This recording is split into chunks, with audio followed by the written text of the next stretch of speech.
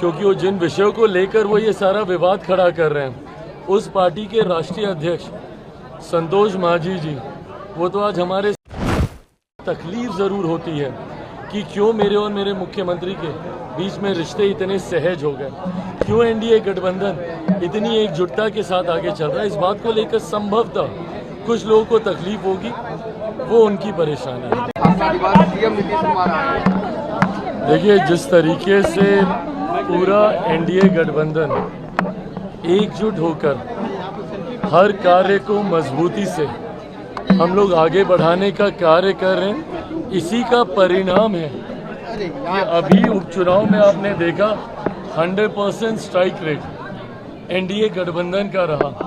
4 सीटों पर उपचुनाव हुए और चारों की चारों सीटें एनडीए के घटक दलों ने जीतने का काम किया। इसके पीछे का कारण ही यही है कि जिस तरीके से एनडीए का हर एक घटक दल एक दूसरे के साथ हाथ से हाथ मिलाकर मजबूती से आगे बढ़ने का कार्य करें। आज ये मेरी पार्टी का स्थापना दिवस था, पर उसके बावजूद जिस तरीके से भारतीय जनता पार्टी का जिक्र करें, प्रदेश अध्यक्ष दिलीप जायसवाल जी आए, सम्राट भाई आए, उप मुख्यमंत्री सम्राट चौधरी जी यहाँ पर आए, विभिन्न और उनकी पार्टी के मंत्री यहाँ पर आए, जनता दल यूनाइटेड से और हमारे एनडीए गठबंधन के प्रदेश में नेतृत्वकर्ता माननीय मुख्यमंत्री जी यहाँ पर आए, उनके साथ उनके मंत्रिमंडल के तमाम साथी अशोक चौधरी जी, विजय चौधरी जी, सब लोग यहाँ पर आए। उसके बाद संतोष सुमन जी को हम लोगों ने देखा, हम पार्टी से, वो यहाँ पर आए। तो ये अपने में दर्शाता है कि जनता दल यूनाइटेड हो, लोक जनशक्ति पार्टी, भारतीय जनता पार्टी, हिंदुस्तानी अवाम मोर्चा, राष्ट्रीय लोक मोर्चा,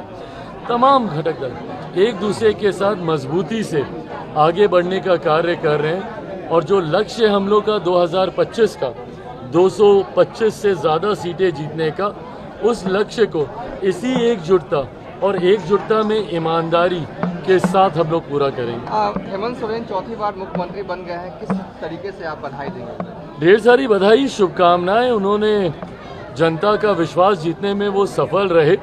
क्या कारण रहे कि हम लोग का प्रदर्शन जहाँ एक तरफ महाराष्ट्र में इतना बेहतरीन रहा, यहाँ पर किस वजह से हम लोग की चूक हुई, ये मंथन का विषय है। बट हाँ, संतोष मुझे इस बात का है कि मेरे नेता, मेरे पिता आदरणीय रामविलास पासवान जी का जो एक सपना था कि पार्टी का विस्तार अलग राज्यों में भी, और खासतौर पे झारखंड, क्योंकि एक समय में बिहार झारखंड एक ही राज्य था। आज जब हम पार्टी का 25वां स्थापना दिवस मना रहे हैं, तो सन 2000 में जब पार्टी बनी थी, उसी साल झारखंड भी बना था।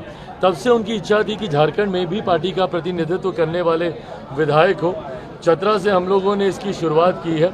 तो ऐसे में मुझे खुशी इस बात की है कि मेरे नेता के सपनों को पूरा करने की दिशा में एक कदम और आगे हम लोग बढ़े हैं। ये चिराग जी, आप कह रहे हैं एनडीए में एकजुटता की बात कर रहे हैं, जबकि सत्ता पक्ष में की गैलरी में सदन में बैठने वाले चेतन आनंद मुझे आपके खिलाफ बयानबाजी कर रहे हैं और बार बार कर रहे हैं, पर न भाजपा न जदयू के कोई नेता आपके पक्ष में कहीं खड़े दिख रहे हैं या उनके बारे में कोई टिप्पणी कर रहे हैं? पहली बात तो ये उनका अपना विषय है, क्योंकि वो जिन विषयों को लेकर वो ये सारा विवाद खड़ा कर रहे हैं, उस पार्टी के राष्ट्रीय अध्यक्ष संतोष मांझी जी, वो तो आज हमारे साथ ही थे।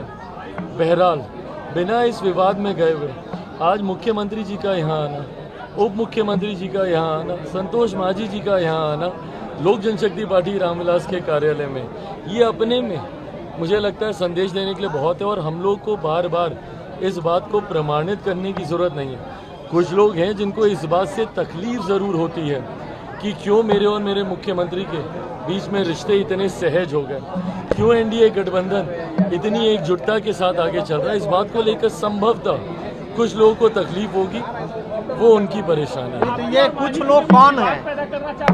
कुछ लोग कौन है एनडीए में जो उनको प्रश्न दे रहे हैं? जो लोग ये नहीं चाहते कि एनडीए गठबंधन एक साथ मजबूती से आगे बढ़े, वो लोग इस तरीके की बातें करके विवाद को खड़ा करना चाहते हैं। ठीक है, थैंक यू।